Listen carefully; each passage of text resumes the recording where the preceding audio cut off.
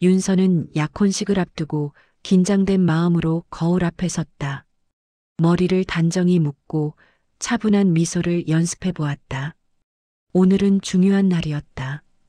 평생을 함께할 사람의 가족과 공식적으로 인사를 나누는 첫 자리였기 때문이다.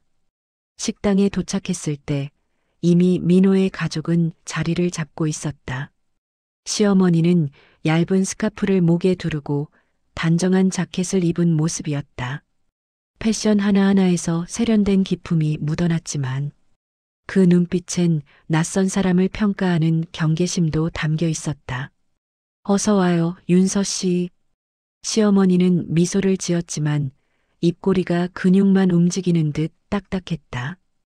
윤서는 최대한 자연스럽게 고개를 숙였다. 처음 뵙겠습니다. 잘 부탁드립니다. 시어머니는 윤서를 잠시 바라보더니 물었다. 직장은 정비소라고 했죠? 아버님이 직접 운영하신다고? 그 말투는 부드러웠지만 10줄의 말보다 선명한 성급기가 느껴졌다. 윤서는 밝은 표정으로 대답했다.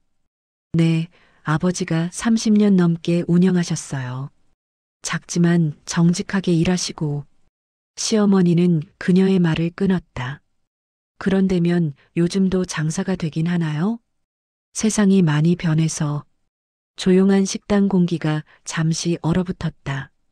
윤서는 웃으며 잘 됩니다라고 말했지만 속으로는 확실히 느꼈다.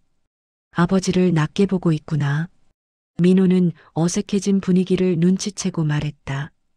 어머니, 윤서 아버님 말고는 그렇게 오래 운영하신 분 거의 없어요. 동네에서 신뢰도 높고요. 그러나 시어머니는 별 반응 없이 반찬을 정리하며 말했다. 그래, 뭐든 꾸준한 건 좋지. 표정 하나 흔들리지 않은 그 말이 윤서에게는 무겁고 차갑게 꽂혔다.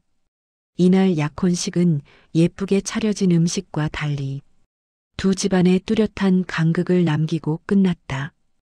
며칠 뒤 윤서는 시어머니와 더 가까워지고 싶어 손수 작은 선물을 준비했다. 아버지의 정비소에서 고객들에게 선물하던 핸드메이드 방향제를 더 고급스럽게 재포장해 직접 만든 것이었다. 시댁에 도착해 선물을 건넸을 때 시어머니는 색감과 포장 상태를 천천히 살폈다. 이걸 직접 만들었다고? 네, 향도 제가 직접 배합해서. 시어머니는 웃으며 말했다. 정성이 많네. 그런데 요즘은 이런 건 전문 업체에서 사는 게 더 깔끔하긴 하지. 그 말에는 칭찬의 기미보다는 수준 평가가 더 강했다. 민호가 재빨리 말했다. 어머니, 이거 진짜 좋은 거예요. 윤서가 얼마나 신경 쓴 건데요. 시어머니는 민호를 흘깃보며 말했다. 그래, 내가 좋다면야 뭐. 그 순간 윤서는 깨달았다. 아무리 정성을 다해도 시어머니 마음속에서 자신의 출신은 계속 가벼운 기준으로만 다뤄진다는 사실을. 대화는 이어졌지만 시어머니의 몇 마디에서 윤서는 점점 위축되어 갔다. 정비소 사업이면 요즘엔 손님도 줄지 않았니? 아니요, 아버지가. 아, 물론 성실하신 건 알지. 그런데 좀 힘들지 않을까 해서. 가벼운 듯 툭 던지는 말이었지만 그 안에는 분명한 우월감이 깔려 있었다. 윤서는 그날 집으로 돌아오며 팔짱 낀 민호에게 조용히 말했다. 어머니는 아버지를 안 좋게 보시는 것 같아. 민호는 입술을 깨물며 작게 대답했다. 미안해, 내가 중간에서 잘 잡아볼게. 하지만 그 말은 윤서의 마음을 크게 위로하지 못했다. 결혼 후 시간이 지나도 시어머니의 태도는 좀처럼 부드러워지지 않았다. 어느 날 시댁에서의 저녁 식사 자리, 시어머니는 민호에게 물었다. 이번에 차 알아본다며? 우리 집안 이미지도 있으니 너무 저렴한 건 안 되는 거 알지? 윤서는 순간 그 말의 방향이 어디로 향하는지 직감했다. 아니나 다를까 시어머니는 덧붙였다. 윤서 아버님 정비소에서도 차 취급하긴 하지. 근데 그건 좀 그렇지 않니?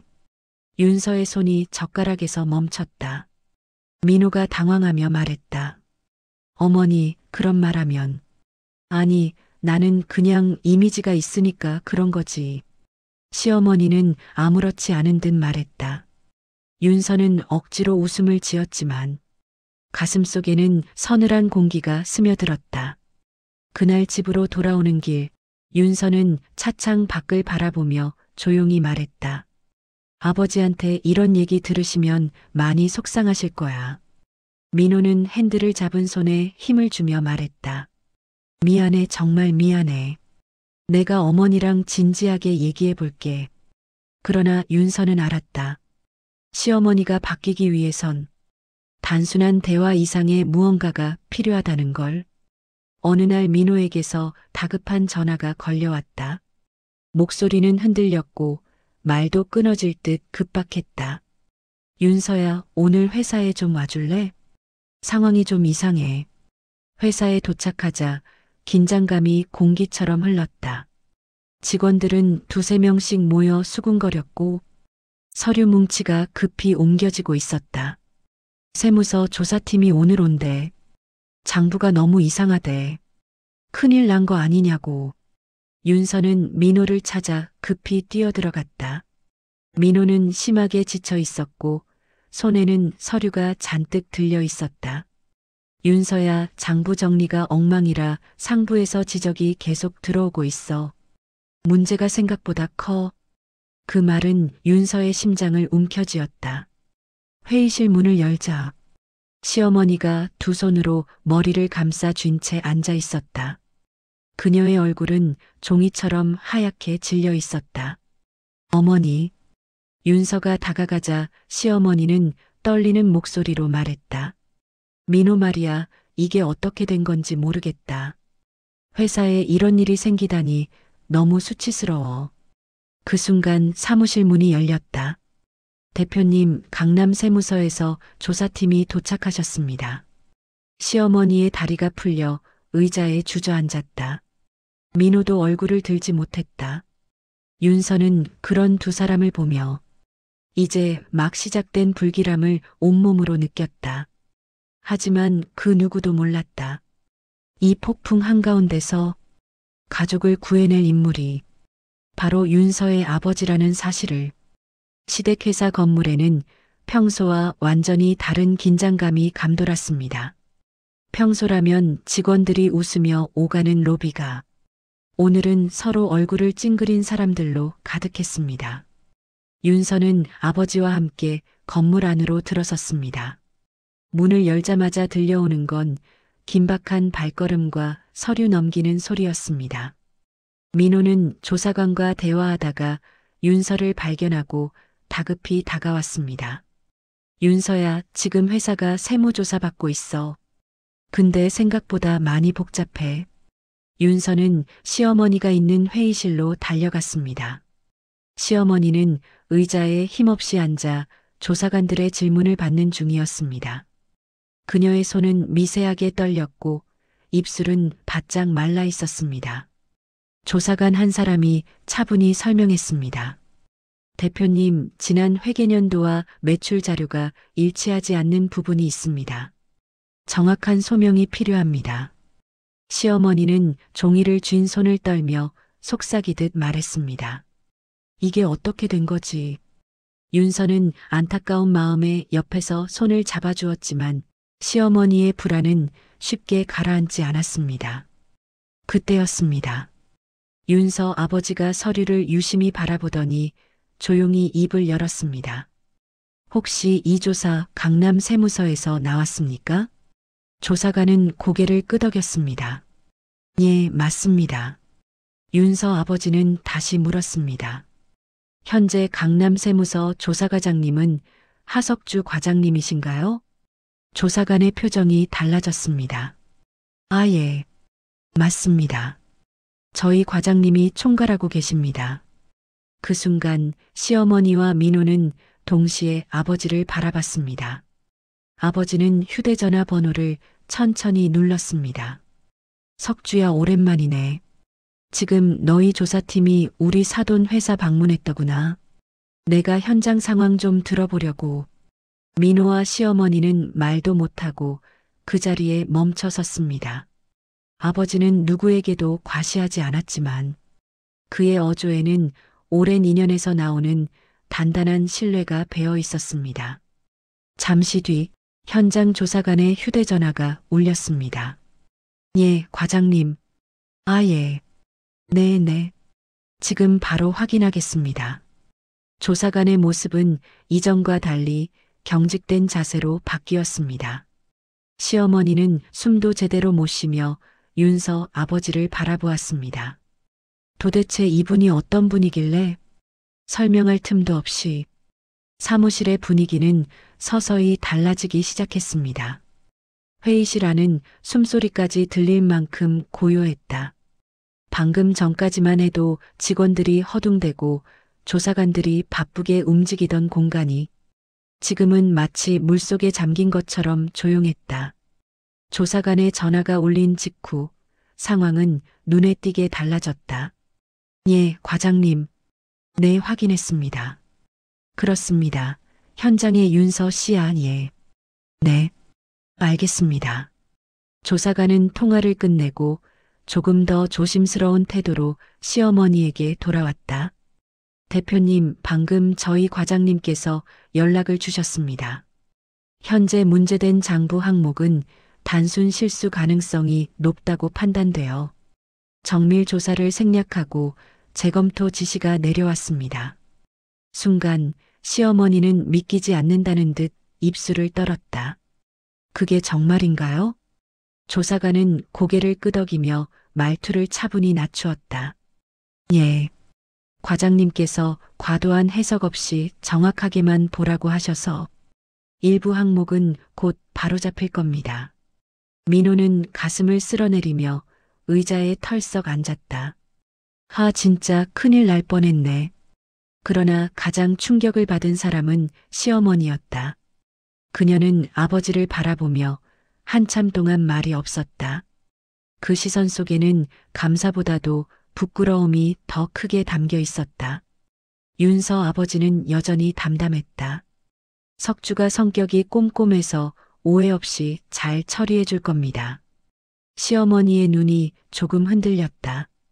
그녀의 머릿속에는 지난 몇 년간 자신이 윤서 아버지를 어떻게 대했는지가 파노라마처럼 스쳐 지나갔다.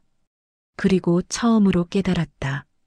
겉으로 보이는 직업, 겉모습, 월급, 그 어떤 기준도 사람의 깊이를 설명할 수 없다는 사실을. 세무조사팀이 철수한 뒤 회의실은 깊은 정적 속에서 한동안 누구도 움직이지 않았다. 책상 위에는 정리되지 않은 장부들이 남아 있었고 서류 사이로 햇빛이 비스듬히 들어오며 먼지가 천천히 떠다녔다. 시어머니는 의자에 앉아 두 손을 무릎 위에 모은 채 숨만 깊게 들이쉬고 있었다. 어머니. 윤서가 조심스레 다가가자 시어머니는 고개를 들어 윤서 아버지를 바라봤다. 그 눈빛에는 놀람, 충격, 안도, 그리고 깊은 후회가 담겨 있었다. 저 정말 몰랐습니다. 시어머니의 목소리는 떨렸다.